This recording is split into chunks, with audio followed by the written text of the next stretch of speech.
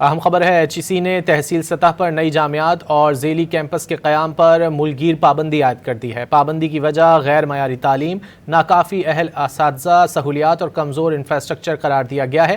مزید جانیں گے ڈان نیوز کے نمائندے امید علی سے۔ امید بتائیے۔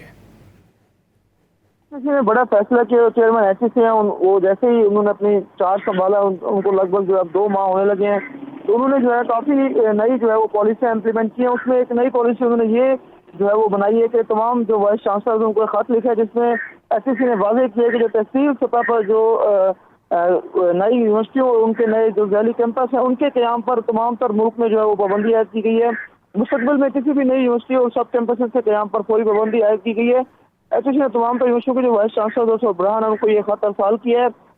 HEC نے جو اس کی بڑی وجہ قرار دی ہے وہ یہ ہے کہ جو غیر معیاری تعلیم اور جو اساتذہ ہیں اور فیکلٹی ہیں ان کی بھی اس تعداد میں کمی ہے، اور سہولیات اور کمزور انفراسٹرکچر ہے، جس کی وجہ سے جو تحصیل میں جو نئے کیمپسز ہیں ان پر ملک گیر پابندیاں کی گئی ہے، اور جو PhD فیکلٹی ہے تحصیل کیمپسز میں اس میں بھی شدید کمی ہے۔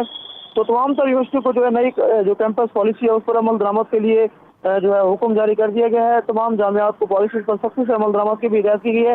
HEC نے یہ بھی واضح کیا کہ جو اگر اس طرح کے جو تحصیل جو سب کیمپسز یا تحصیل میں کوئی نئی یونیورسٹی بنتی ہے تو اس پہ HEC نہ ان کو HEC NOC نے دے گا۔ تحصیل کی سطح پر نئی جامعات ذیلی کیمپس کے قیام پر پابندی عائد کر دی ہے۔ امید علی تفصیلات سے آگاہ کر رہے تھے، بہت شکریہ۔